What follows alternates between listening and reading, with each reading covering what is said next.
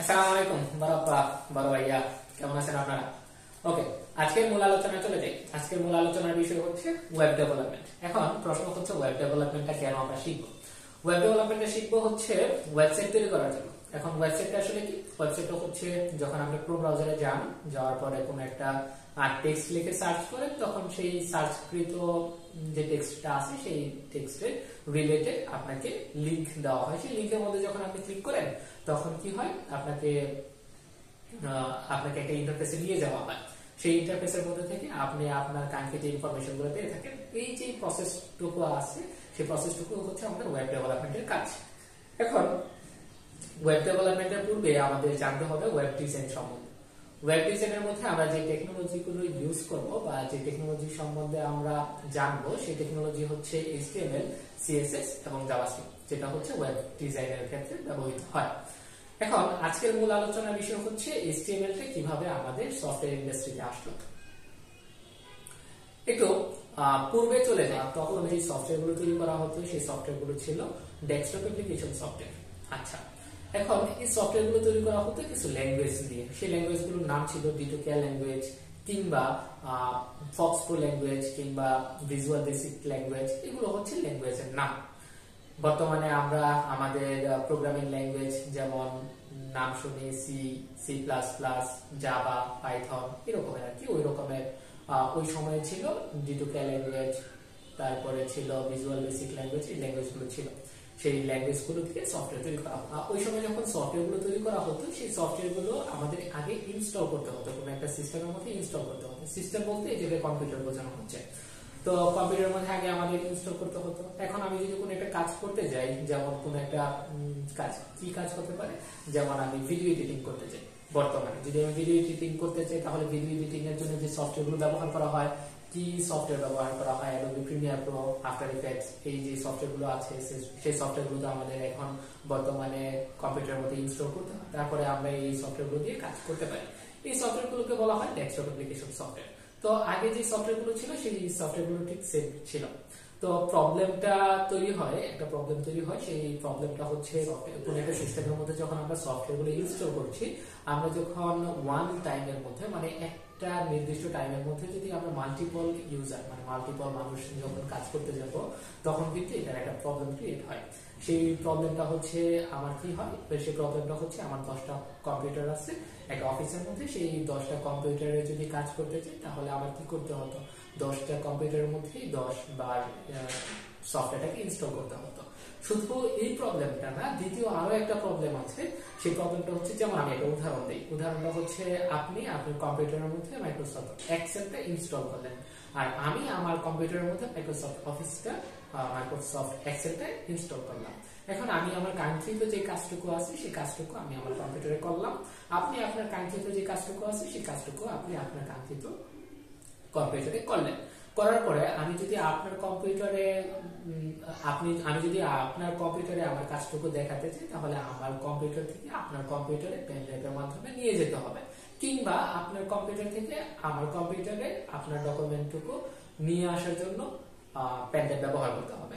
তো এটা হচ্ছে একটা প্রবলেম। এখন সিস্টেমটা হচ্ছে 10 জন এমপ্লয়ি যদি হয়, তাহলে 10 জন এমপ্লয়ি যদি 10 রকমের কাজ করে, তাহলে তো একটু ঝামেলা। যিনি প্রধান আছে, সে কিন্তু 10টা পিসির মধ্যে যেতে হয়, তার কিন্তু 10টা পিসির মধ্যে যেতে হয় 10 রকমের কাজ। তো এখন এই হচ্ছে প্রবলেমটা তো সলিউশন করতে হবে, তাই না? তো সর্বপ্রথম যে সলিউশনটা আসে, সেই সলিউশনটা হচ্ছে আর্কিটেকচার তৈরি করা হয়। সেই আর্কিটেকচারটা হচ্ছে এরকম যে, এই জায়গার মধ্যে এমন একটা পিসি থাকবে বা সিস্টেম থাকবে, যে সিস্টেমের মধ্যে আমাদের কোন একটা সফটওয়্যার ইনস্টল করব, সেই সফটওয়্যারটার কানেকশন থাকবে আবার PC1 এ, PC2 তে, PC3 তে, PC4 এ।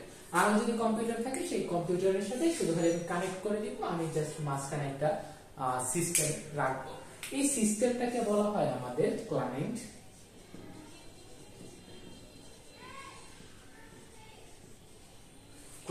Server architecture. তো এই অংশটুকুর নাম হচ্ছে ক্লায়েন্ট সার্ভার আর্কিটেকচার। মানে আমি মাঝখানে একটা সিস্টেম রাখবো, সেই সিস্টেমের সাথে সিস্টেমের মধ্যে আমি আমার কাঙ্ক্ষিত সফটওয়্যারটা ইনস্টল করব। এখন প্রশ্ন হচ্ছে, যেমন আমি মাইক্রোসফট এক্সেলটা আমি এই জায়গার মধ্যে ইনস্টল করে দিলাম। ইনস্টল করে দেওয়ার পরে তাকে অ্যাক্সেস দিব, তার মানে আমি আমাদের যে কম্পিউটারগুলো আছে সেই কম্পিউটারের সাথে আমি কানেক্টিং করে ফেললাম, তখন সে তার কাজ করে এই জায়গার মধ্যে রাখতে পারবে। সে তার কাজ করে মানে PC2 তার কাজ করে কম্পিউটার এই সিস্টেমের মধ্যে রাখতে পারবে, PC3 তার কাঙ্ক্ষিত কাজ করে এই সিস্টেমে রাখতে পারবে। তাহলে আমি এই একটা জায়গার মধ্য থেকে আমি আমার সম্পূর্ণ ইনফরমেশন গুলো দেখতে পাবো, কোনো সমস্যা হবে না। এইটুকুকে বলা হয় আমাদের ক্লায়েন্ট সার্ভার আর্কিটেকচার। তো এই যে নেটওয়ার্কটা তৈরি হলো, এই যে PC1 PC2 PC3 এর সাথে যে নেটওয়ার্কটা তৈরি হলো, সেই নেটওয়ার্কটার একটা নাম দেওয়া হয়। সেই নামটা হচ্ছে আমাদের LAN, যাকে বলা হয় লোকাল এরিয়া নেটওয়ার্ক। এই LAN এর একটা নাম হচ্ছে ইন্ট্রানেট। তাহলে এই জায়গার মধ্যে থেকে আমরা শিখলাম LANটা আসলে ইন্ট্রানেট। যখন এই সিস্টেমটা তৈরি করা হয়, তখন এই সিস্টেমটা তৈরি করা হয়েছিল কোন একটা নির্দিষ্ট জায়গার মধ্যে। এই যে সিস্টেমটা তৈরি করা হয়, সেই সিস্টেমটা হয়তো বা D2K ল্যাঙ্গুয়েজ কিংবা ভিজুয়াল বেসিক ল্যাঙ্গুয়েজ, এই দুটো ল্যাঙ্গুয়েজ দিয়ে এই সিস্টেমটা তৈরি করা হতো, মানে তৈরি করতে পারতো। এটা তারা সফল হয়েছিল। যখন মানুষ আরো দিন যায় সফটওয়্যারের উন্নতি হতে আরো একটা প্রবলেম সৃষ্টি হয়। সেই প্রবলেমটা হচ্ছে, এখন এটা তো লোকাল একটা জায়গার মধ্য থেকে কানেকশন করে তার কাঙ্ক্ষিত কাজটুকু কমপ্লিট করতে পারতেছে, কোনো সমস্যা হয় না। কিন্তু এটা যদি ওয়াইড এরিয়া নেটওয়ার্কের মধ্যে হতো তাহলে তো সমস্যা হলো। সমস্যা হচ্ছে, যেমন হচ্ছে আমি এই জায়গার মধ্যে, এটা হচ্ছে একটা জায়গা, এই জায়গাটুকুর মধ্যে আমি একটা সিস্টেম তৈরি করলাম, সেই সিস্টেমের মধ্যে আমি আমার কাঙ্ক্ষিত কাজটুকু করে ফেললাম। এখন যদি আমি এই জায়গার মধ্যে আরো একটা সিস্টেম তৈরি করতে চাই, তাহলে এই সিস্টেমের সাথে এই সিস্টেমের যে কানেকশনটা আছে, সেই কানেকশনটা আমি কিভাবে তৈরি করব? সেই সিস্টেমটা যদি আমি আনতে চাই, তাহলে এই LANটা হয়ে যাবে আমাদের WAN, WAN, যাকে বলা হয় ওয়াইড এরিয়া নেটওয়ার্ক। তাহলে এই নেটওয়ার্কটাকে বলা হয় INTERNET, ইন্টারনেট। তাহলে এই জায়গার মধ্যে যখনই ইন্টারনেট শব্দটা আসলো, এই ইন্টারনেটটার মধ্যে যে অ্যাপ্লিকেশন গুলা তৈরি করব, সেই অ্যাপ্লিকেশন গুলা আসলে D2K ল্যাঙ্গুয়েজ বা ভিজুয়াল বেসিক দিয়ে হচ্ছিল না। তখন তৈরি করা হলো আমাদের HTML যে ল্যাঙ্গুয়েজটি আছে, সেই ল্যাঙ্গুয়েজটি তৈরি করা হয়েছে। এই হচ্ছে আমাদের HTML আসার ইতিহাস।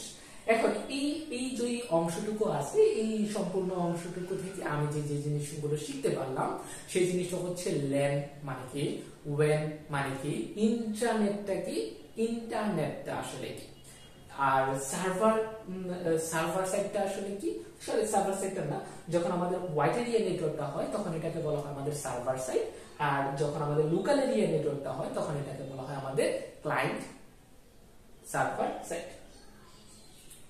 আশা করি আমি আমার এইটুকু ভিডিওর মধ্যে থেকে আপনাকে কিছু শেখাতে পারলাম। আমিও শিখছি, আপনাদেরকেও যতটুকু পারি ততটুকু শেখানোর পরিকল্পনা করেছি। তাহলে আমিও আমার মতো করে প্র্যাকটিস করলাম, আমি আপনাদের সাথে শেয়ার করলাম আমার জ্ঞানটুকু। আশা করি কেমন হলো তা কমেন্টে জানাবেন। আল্লাহ হাফেজ।